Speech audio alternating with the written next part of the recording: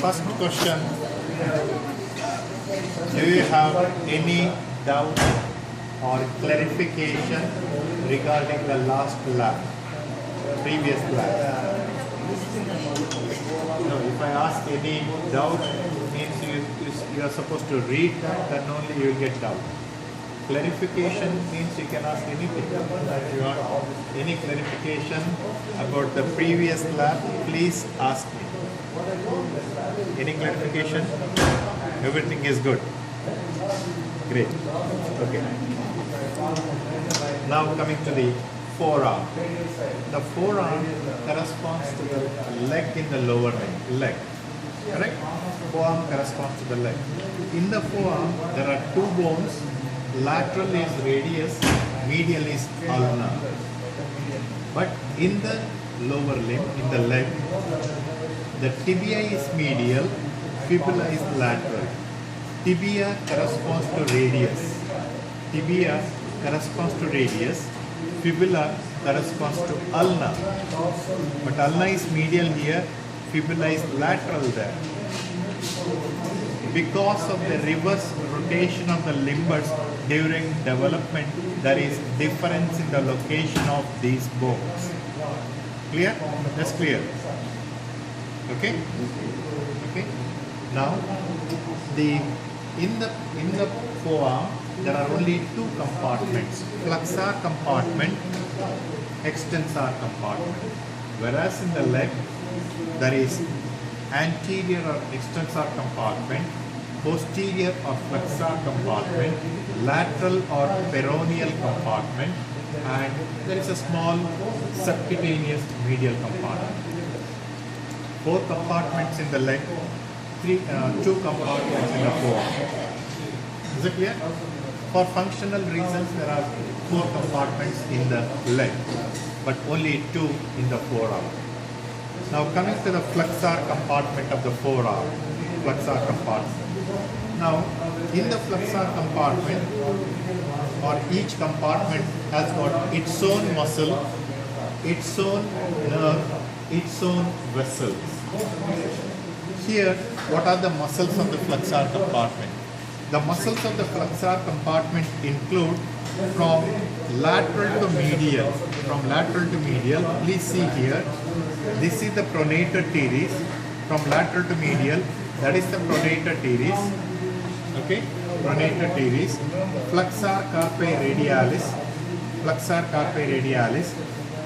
Palmaris longus. You can see the longest tendon. Palmaris longus. Flexor digitorum superficialis. Flexor digitorum superficialis. Flexor carpi ulnaris. Flexor carpi ulnaris. So these are the superficial muscles. So from medial to lateral, we have pronator teres, flexor carpi ulnaris, flexor carpi radialis, flexor digitorum superficialis, palmaris longus, flexor carpi ulnaris. Clear? The deep muscles include flexor pollicis longus. Flexor pollicis longus. Okay? Then this one is flexor digitorum profundus. Flexor pollicis longus, flexor digitorum profundus. This one, the one which I am holding, is flexor digitorum profundus. This is flexor pollicis longus. When I separate these two muscles, move away, you can see the pronator quadratus. That is the pronator quadratus. This one is the pronator quadratus. Is it clear? Okay. Now, coming to the muscles one by one. The name itself, name of these muscles itself will tell about their action. Okay.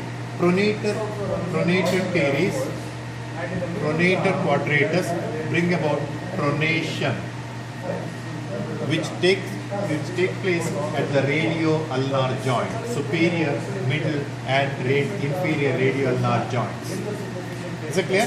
So pronation, this is supination, this is pronation. Radio-ulnar joint. Radio-ulnar joint. Okay. Then other muscles, flexor carpi radialis, flexor carpi radialis. Okay. flexor digitorum superficialis, the flexor carpi ulnaris, all bring about flexion at the wrist joint. This is flexion, this is extension, flexion, extension, flexion, extension. Okay, flexor carpi ulnaris, flexor digitorum superficialis, palmaris longus, flexor carpi radialis, all bring about flexion at the wrist joint. Flexor digitorum superficialis along with flexor digitorum profundus brings about flexion at the wrist joint, flexion at the metacarpophalangeal joint, flexion at the interphalangeal joint.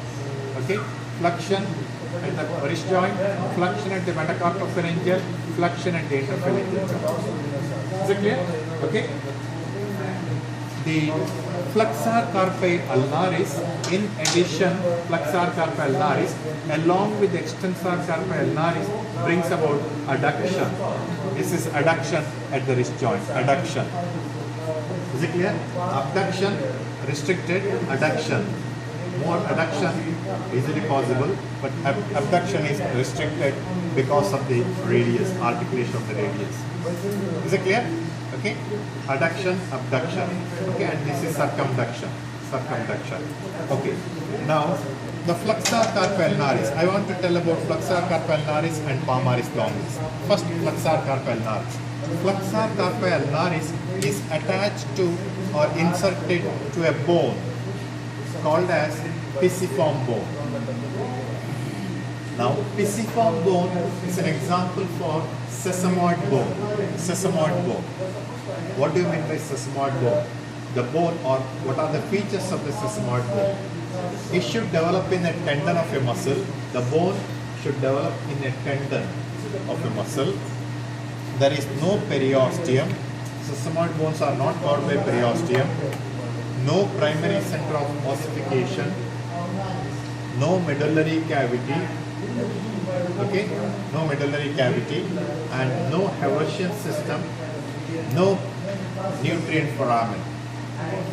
They are formed after birth or by secondary center of ossification. That is the pisiform bone.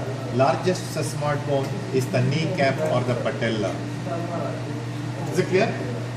Now, if I say the flexor carpi ulnaris is inserted to the pisiform bone, I said pisiform bone is formed after birth. Then what about previous insertion of the flexor carpi ulnaris?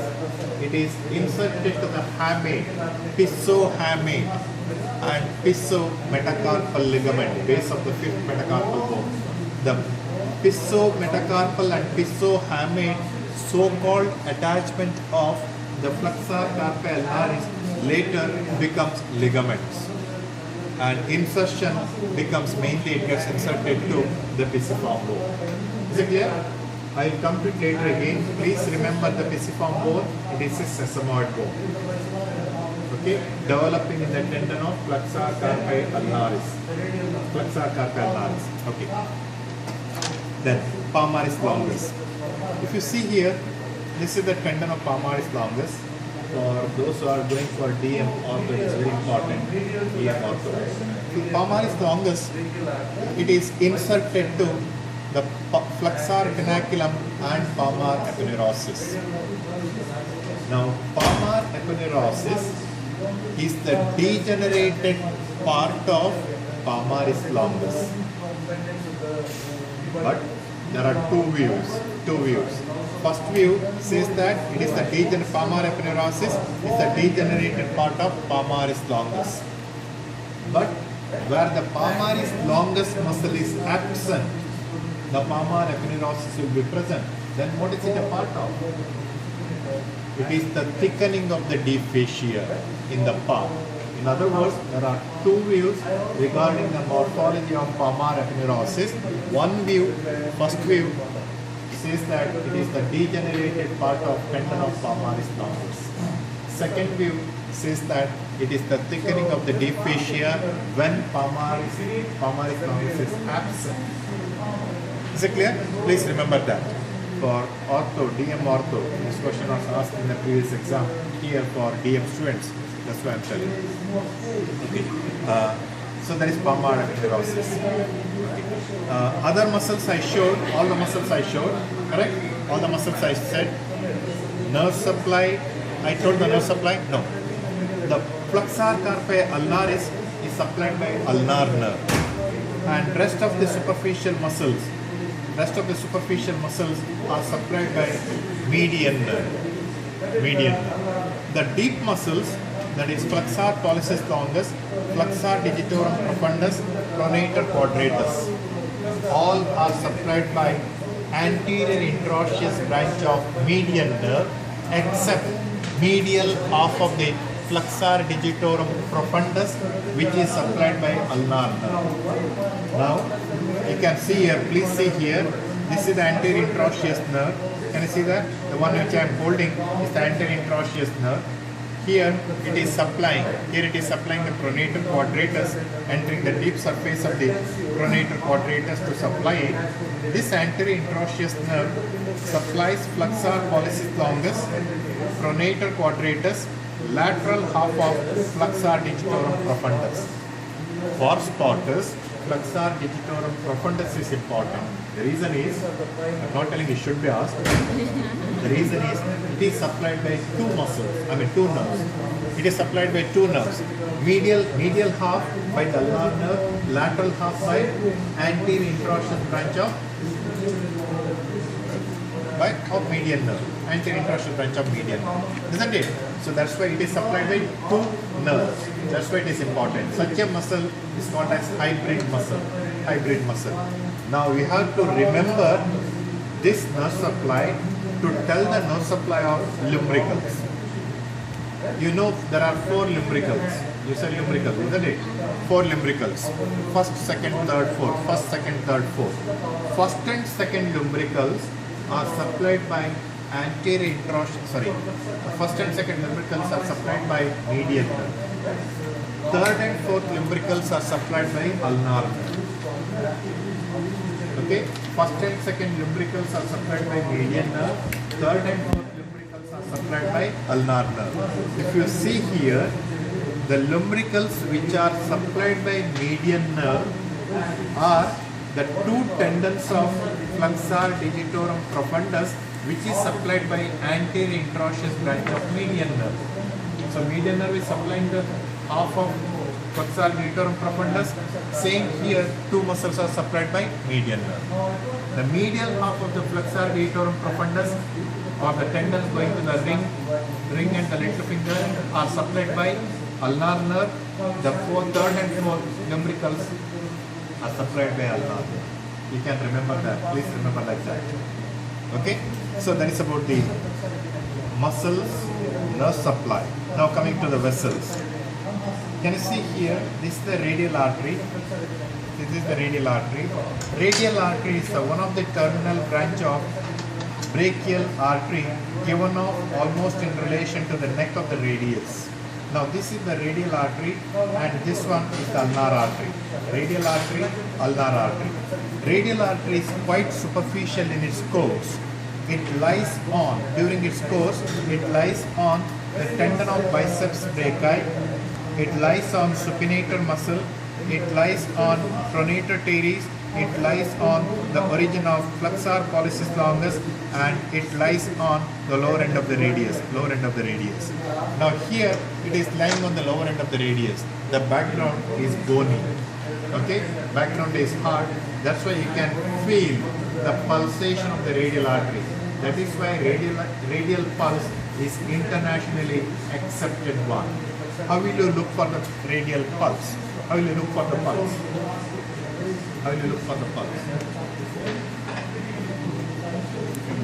So you have to hold the thumb behind. This is my day, 40 years back. Hold the thumb behind and three fingers on the radial artery. With the index finger and ring finger, you are holding the radial artery. With the middle finger, you are feeling the pulsation of the radial artery. Middle finger. These two fingers just to feel for the radial artery. and with the middle finger you feel for the pulsation of the radial artery. Nowadays, one finger also they do. It depends on your time and